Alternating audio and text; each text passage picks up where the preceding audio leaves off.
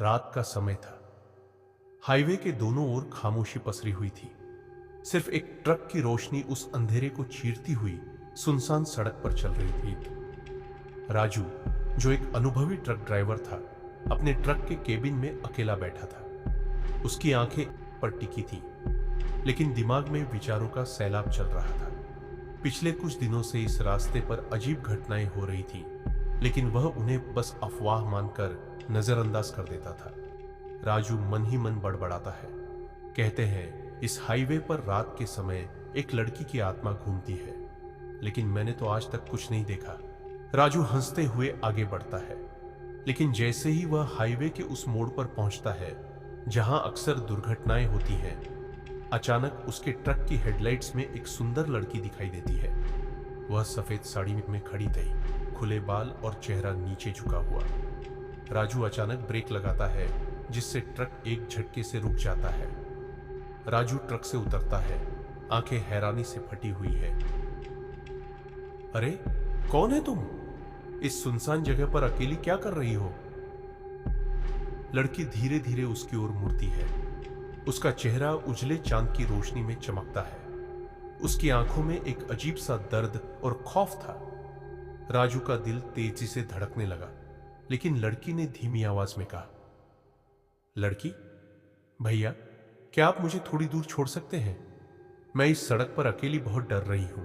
राजू को थोड़ा शक हुआ, लेकिन लड़की की मासूमियत देखकर उसने सिर हिला दिया और कहा, राजू, ठीक है, आओ, पर इतनी रात को तुम यहां क्या कर रही हो? लड़की, मेरे साथ एक हादसा हुआ था, मैं अपने घर नहीं पहुंच पाई, बस आप मुझे कुछ दूर छोड़ देना। राजू ने उसे ट्रक में बैठा लिया और धीरे धीरे ट्रक चलाने लगा। लेकिन जैसे ही वह ट्रक में बैठी, राजू को एक ठंडी हवा का झोंका महसूस हुआ। उसकी रीढ़ की हड्डी में एक सिहरन दौड़ गई। वह समझ नहीं पाया कि यह सिहरन डर की थी या किसी अजीब आकर्षण की। रास्ते में लड़की चुपचाप बैठी रही। उसकी खामोशी में भी एक अजीब सा आकर्षण था। राजू की नजरें बार बार उस पर जा रही थी। वह इतनी सुंदर थी कि कोई भी उसकी ओर खींचा चला जाए, लेकिन उसके चेहरे की उदासी राजू को परेशान कर रही थी। राजू संकोच से, तुम्हारा नाम क्या है? लड़की, मेरा नाम चंद्रिका है। और आपका? राजू, मेरा नाम राजू है। और तुम्हें कहां जाना है?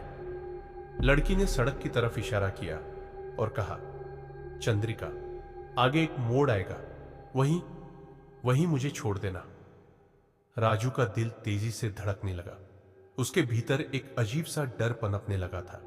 वह सोच रहा था कि कहीं यह वही चुड़ैल तो नहीं जिसके बारे में लोग बातें करते हैं। लेकिन उसकी मासूमियत और सुंदरता ने उसके शक को दबा दिया। जैसे ही मोड़ आया, चंद्रिका ने कहा, चंद्रिका, भैया, बस यहीं रोक दो। राजू ने ट्रक रोक दिया। चंद्रिका ने ट्रक का दरवाजा खोला और नीचे उतरने लगी, लेकिन जाते जाते वह मुड़ी और धीरे से मुस्कुराई। चंद्रिका, धन्यवाद भैया, आपने मेरी मदद की। लेकिन राजू चौंकता है। लेकिन क्या? चंद्रिका धीमी रहस्यमयी आवाज में, कभी इस मोड़ पर मत रुकना और कभी इस जगह से अकेले मत गुजरना। राजू को लगा जैसे उसके कानों में बिजली कड़की हो। वह कुछ कहने ही वाला था कि चंद्रिका अचानक गायब हो गई। राजू की आंखों के सामने से वह ओझल हो गई, जैसे हवा में घुल गई हो। राजू का शरीर पसीने से तर हो गया। उसने तुरंत ट्रक स्टार्ट किया और तेजी से वहां से भाग गया। लेकिन उसके मन में एक सवाल घूम रहा था, वह लड़की कौन थी? अगले कुछ दिनों तक राजू उस घटना को भूलने की कोशिश करता रहा। लेकिन एक रात जब वह उसी हाईवे से गुजर रहा था, तो उसे फिर वही लड़की दिखाई दी। इस बार वह सड़क के किनारे खड़ी नहीं थी, वह सड़क के बीचों बीच खड़ी होकर हाथ हिला रही थी। राजू डरते हुए, यह कैसे हो सकता है? लेकिन इस बार उसकी आंखों में डर की जगह गुस्सा था। वह बिना रुके आगे बढ़ गया, लेकिन जैसे ही वह लड़की के पास से गुजरा, एक जोर की चीख सुनाई दी। राजू ने ट्रक रोका और पीछे मुड़कर देखा। लड़की वहीं खड़ी थी। उसके चेहरे पर एक खौफनाक मुस्कान थी। अचानक लड़की हवा में उड़ी और सीधे ट्रक के केबिन के अंदर आ गई। राजू की सांसें रुक गईं। लड़की ने गुस्से से कहा, चंद्रिका, तुमने मेरी बात क्यों नहीं मानी? मैंने कहा था इस रास्ते पर मत आना, लेकिन तुम आए। राजू की आंखों में खौफ साफ झलक रहा था। वह कांपते हुए बोला, राजू, मुझे माफ कर दो। मैं सिर्फ अपना काम कर रहा था। कौन हो तुम? चंद्रिका की आंखों में आंसू आ गए, लेकिन वह एक पल में ही क्रूरता में बदल गए। चंद्रिका, मैं वो आत्मा हूं जिसे इस हाईवे पर मार डाला गया था।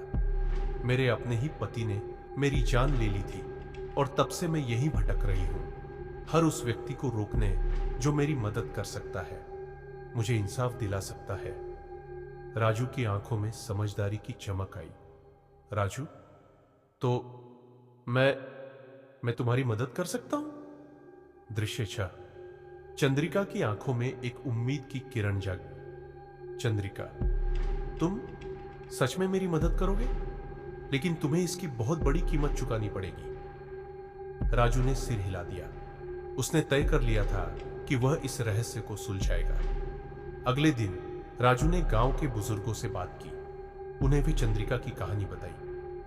पता चला चंद्रिका के पति ने पैसों के लालच में उसकी हत्या कर दी थी और उसके शरीर को इसी हाईवे पर दफन कर दिया था।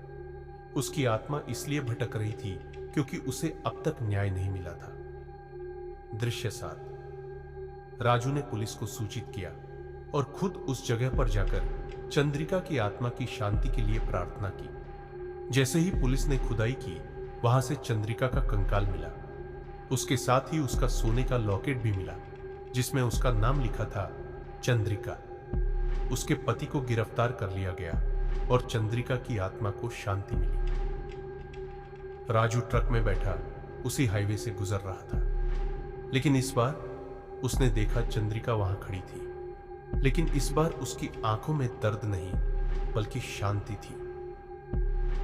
उसने मुस्कुराकर राजू की ओर देखा और धीरे धीरे हवा में विलीन हो गई। राजू की आंखों में आंसू थे, लेकिन उसका दिल हल्का हो गया। उसने अपनी आंखों से देखा कि कैसे एक आत्मा ने अपनी शांति पाई। जैसे ही वह आगे बढ़ा, एक हल्की आवाज उसके कानों में पड़ी, चंद्रिका, धीरे से, धन्यवाद,